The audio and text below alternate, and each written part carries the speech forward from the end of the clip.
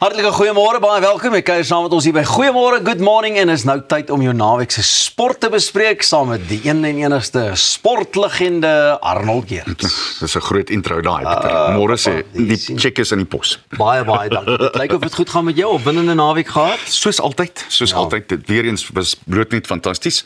Die Grand Prix, ons het verlede week daaroor gepraat en nou is iemand anders bo in jou voor. So sy 6de wen van die seisoen, Lando Norris is met 1 puntjie voor, hy 357 na 'n ongelooflike Mexico Grand Prix.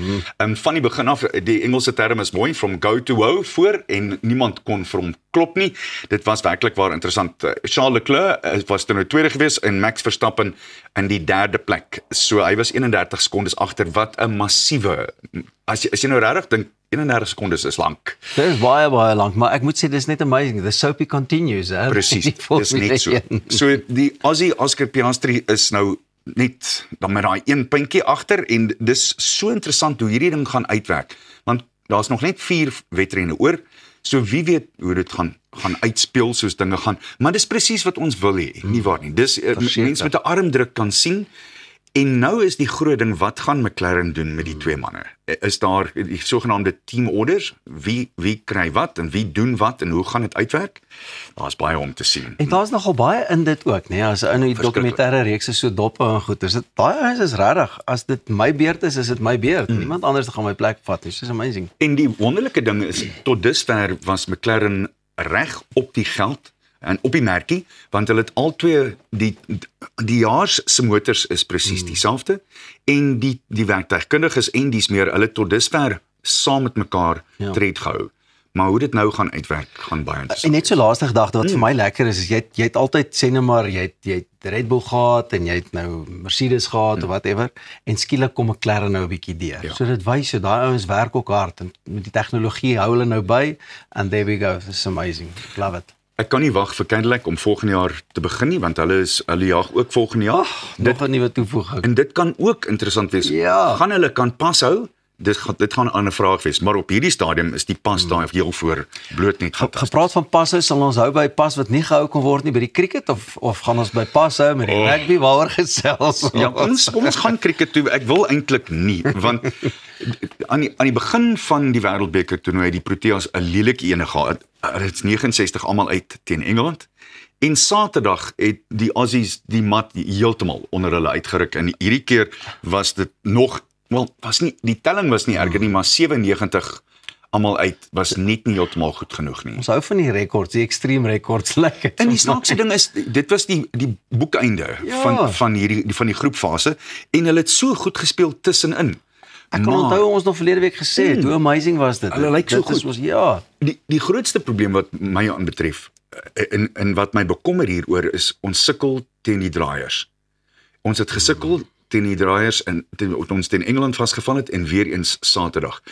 En dit lyk asof hulle werklik waar nie die bal kan lees in die lug of van die baanblad af nie. En dis 'n baie moeilike ding om reg te kry, maar terselfdertyd wonder ek, dit laat my terugdink aan die 90s en selfs die vroeë 2000s, toe die Protea manspan deur dieselfde ding is. Hulle kon nie draai speel nie en het gesukkel daarmee.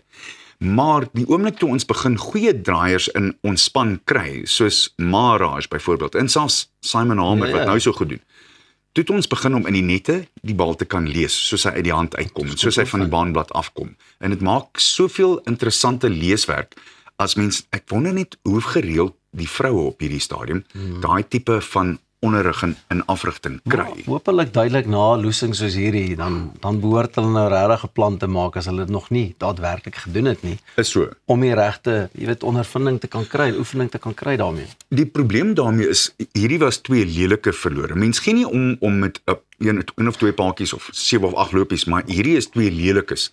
En dit kan nie goed wees vir jou selfvertroue nie, spesiaal nadat hulle soveel selfvertroue opgebou het na Saterdag se wedstryd. Ek net daai wipplank wat daai mense top of the world en dan wil ons net nie meer wees. Ja, dit is so mooi nie.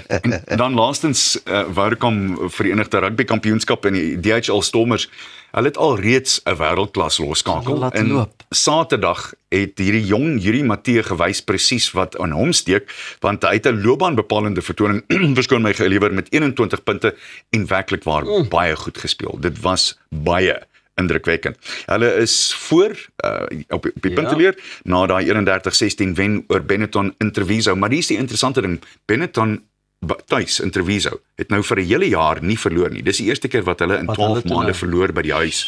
So ek dink dit beteken dat die Stormers indrukwekkend is en hulle onoorwonde loopie in die kompetisie is nou 5. Nou kom hulle huis toe en nou is dit rustyd want onthou oor die naweek speel ons vir die eerste keer weer Springbok rugby. Kan nie wag nie. Ons speel teen Japan en ek sien Eddie Jones sê klaar om ons speel op Wembley. Japan op Wembley en Eddie Jones het klaar oor die naweek gesê om die Springbokke daar te klop sal wees soos die Coldplay konsert by Wembley. So, nou weet ek nie presies wat dit beteken nie, maar ek moet ook nie terugverwys na Vrydag aand met die Bulle. Dit was 'n treurmare om 'n beslissing te sien wat uiteindelik die hele wedstryd omgeswaai het. En ek het gaan kyk na daai ding, ek weet nie so mooi of die Bulle daai loskrim laat val het nie. Tweede vraagie is, sou die skeieregter eerlikwaar van mens kom in die oog kyk en sê, dit was beslis 'n 3, of dit sou 'n 3 gewees het. Ek weet nie so mooi. Het die ouens, hulle het mos die vermoë om na 'n wedstryd of na 'n naweek se wedstryd daai vertoë of jy weet klagtes in te ja, maar dit beteken op die ou einde die wedstryd is verby. Ek sien Johan Ackerman het erg kapsie gemaak daarteen, maar die beslissing is gemaak, die wedstryd is verby, daar's niks wat jy omtrent kan doen nie.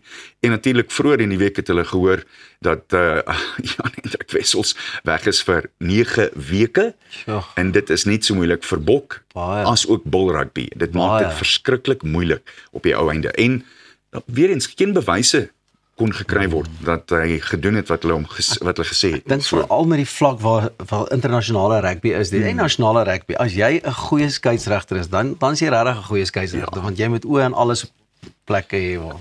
Jy moet meer as 400 beslissings in 'n wedstryd maak, Pieter. Dis waarop dit neerkom.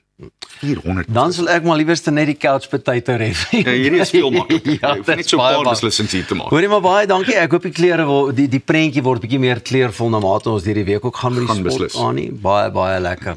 Jy moet nie weggaan nie want net hierna is nog baie sports ook wat later kom, maar weg van die sports af, gaan Thys net hierna gesels met die stigter van the Unconventional CA, Hiten Keshev, en ek dink dit gaan nogal 'n interessante enetjie wees. Unconventional CA. Kan nie wag om bietjie meer daaroor te hoor. Dit en natuurlik nog baie onthou aan mekaar, dis ook hier.